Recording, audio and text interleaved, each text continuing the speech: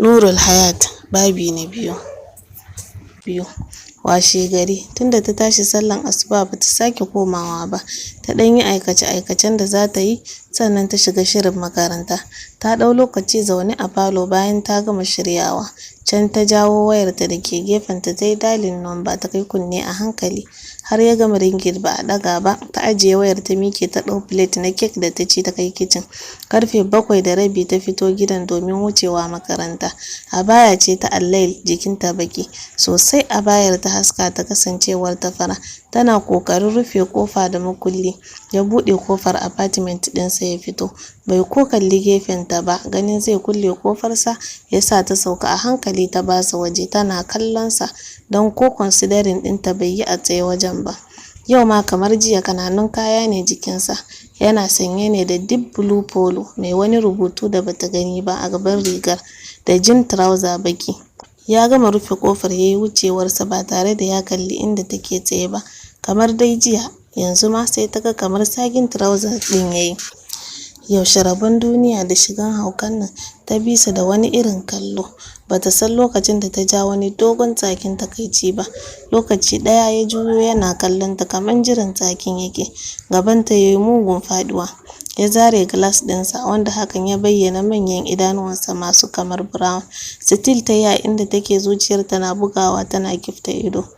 Sai a sannan ta kare ma fuskarsa kallo ta kuma ƙara tabbatar da lallai shi ɗin ƙiran balarabe ne. Kafafuwarta suka kasa ɗaukar ta. Ganin ya nufo ta, ya iso dab da ita yana mata wani kallo kamar mai counting word ɗinsa ya ce, "Did you just hit?" Ta wani haɗe rai har lokacin zuciyarta bai daina bugawa ba. Ta dake ta ce, "Did I know you?" Daga sama har kasa ya kalle ta. Sannan ya ce, "Did you skip English language in school?" Ta haɗiye abu da ƙyar, hakan kuma bai hana ta hararsa ba. Tana juya ido ta ce, "That is none of your."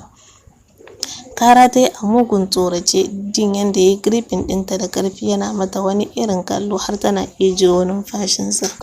Lokaci ɗaya jikinta ya ɗau rawa, hawaye ya fara taruwa idonta ta ce, "Let go of me right away."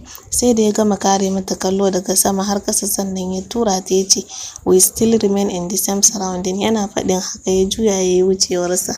Ranta a dagule ta rufe kofarta da sauri ta fice gidan. Hawayen takaici cike idonta. Throughout a school ranar ba ta da sukuni. Duk ta rasa me ke mata daɗi. How on earth za ta iya rayuwa da wannan mutumin a gida ɗaya? Vanessa da ta lura da shi wasn't herself tun shigowar ta school. Ta kalle ta ta ce, "Pretty, what is your problem?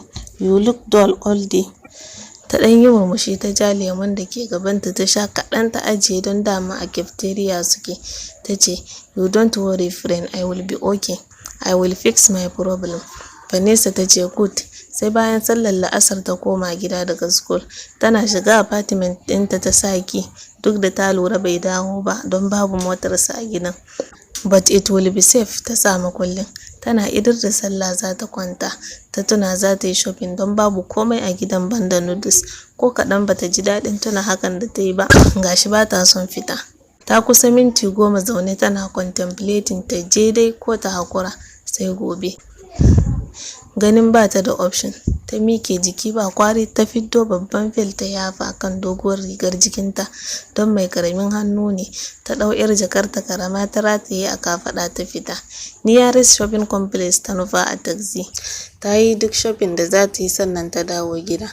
Mai taxi ɗin ya taimaka mata ya sauke siyayyar sannan ta ba su kuɗinsa. Ta ɗau kaɗan daga kayan ta shiga gida. Gaban ta ya faɗi sosai ganin sa tsaye a parking space ɗinsa yana waya. Tunda ta kalle su sau ɗaya bata sake kallon sa ba. Tana isa tsakiyar compound ɗin ta ajiye kayan hannunta ta koma waje ɗauko wasu. Har wani harɗewa take yi tsabar ruɗin da ta shiga na ganin sa. Ta yi sahu 3 a na ƙarshe ta ɗaga kai suka yi ido 4 don kallon ta yake. Ta yi saurin sauke ido ba tare da ta lura da har ta iso gun da take ajiye kayan ba. Ta afka kai sai ga ta a ƙasa. Ledan hannunta ya faɗi. Chocolate da biskit da ke ciki duk suka watse nan ƙasa. har lokacin bai daina kallon ta ba kuma bai ce komai ba. Ta miƙe tsaye da sauri tana karkaɗe jikinta, hawaye cike idonta ta ƙi yarda ta kalli inda yake. A sanyaye ta durƙusa ta shiga haɗa cakulet da biskit waje ɗaya. Ta gama ta tashi ta ɗau kaɗan daga kayan ta kai cikin falo bayan ta buɗe kofa da ki. Haka ta yi sawo har 4 kafin ta gama kwashe duk kayan. Ta saci kallonsa ta ga kallon direction ɗin ta yake. Wani matsiyacin kallo ta yi masa haɗe da jin tsaki. Ya haɗa kai a hankali yana kallonta da wani murmushi a fuskarsa. Ta banke kofar ta kulle da makulli. Ɗaki ta shiga ta kwanta bayan ta kai kayan mazauninsu a kicin. Har lokacin ta kasa samun nutsuwa sai juye-juye take. Ita ce za ta zauna gida ɗaya da wannan mutumin? Ta girgiza kai ta ce impossible. Tana ta kwance har 7 saura kwata. Daga ƙarshe ta tashi zaune a hankali ta shiga toilet ta ɗauro alwala ta fito. Tana idar da sallah ta ɗau wayarta ta yi dialing number ta kai kunne. Bayan wani lokaci aka ɗaga. Bata ji mamakin muryar da ta ji ba, aka ce aunty we are missing you please. A hankali ta ce really? Ya maraice ya ce yes aunty. Good evening. Ta kwantar da kanta jikin gado ta ce evening, how are you? How is school today?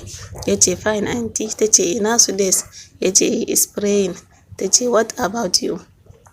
Ya ce I just performed ablution now. Ta ce alright, ina mommy? Ya ce she is at the parlor. Ta ce and Nani? Ya ce she is washing our uniforms inside the bathroom. Ta ce alright dear, I will call back later. Go and pray. Ya ce okay bye. Daga haka ta kashe wayar. Ta ajiye ta tashi ta fita zuwa kicin. Jin ta fara jin yunwa. Irish ta shiga filin don ganin shi zai fi mata sauki. A hankali ta leka window ɗin kicin ɗin, jin muryar da ta yi a waje. Zaune ta gansa kan kujera a fat ɗinsa, waya kare kunnensa, fuskar nan tasa babu yabo babu fallasa. Ya shafa biyat ɗinsa ya ce I missed you more. Sai can kuma ya ware idanuwansa da ko kaɗan ba ta son irinsu ya ce okay, when will that be? Miƙewa ya yi bayan wani lokaci ya yi fik ɗin fulawa a jikin ganyen da ke shuke gun. Ya ce sure, I will be looking forward baby. When coming just let me know. Ya faɗi haka ya juyo suka yi ido huɗu don haske ne gun sosai kamar rana. Sannan wutan kicin ɗinta ma a kunne yake. Ta haɗe rai sosai ta yi saurin ɗauke kai ta bar jikin windo ɗin. Babu wani walwala ta ƙarasa abin da take tana yi kuma tana satan kallon windo ɗin. Ga faɗuwa daga banta yake yi ta ga har ya bar wajen. Har dai ta fice kicin ɗin bayan ta gama girkin ba don ta gyara ba. Yau Alhamis throughout ba ta da lecture. Tana gida idan ta gaji da karatun ta kwanta. In lokacin sallah ya yi ta tashi ta yi. Tun ɗin safe ta lura ya fice gidan. 4 da kusan rabi aka danna bel ɗinta. Ta ɗago da sauri. Sanin babu wanda take expecting a lokacin. Vanessa bata ce mata za ta zo ba. Ta fi minti 1 rike da kirjinta da ya wani irin amsa kamar an soka mata abu mai tsini. Duk da ba sabon abu bane hakan a gunta, amma ta daɗe bata ji hakan ba. Sai zafin ya yi mata yawa. Jin an kuma dannawa ta ɗago a hankali bata ce komai ba. Har dai ta ji zugin ya lafa sosai. Ta miƙe da kyar ta isa gun kofar. A hankali ta ce who is there?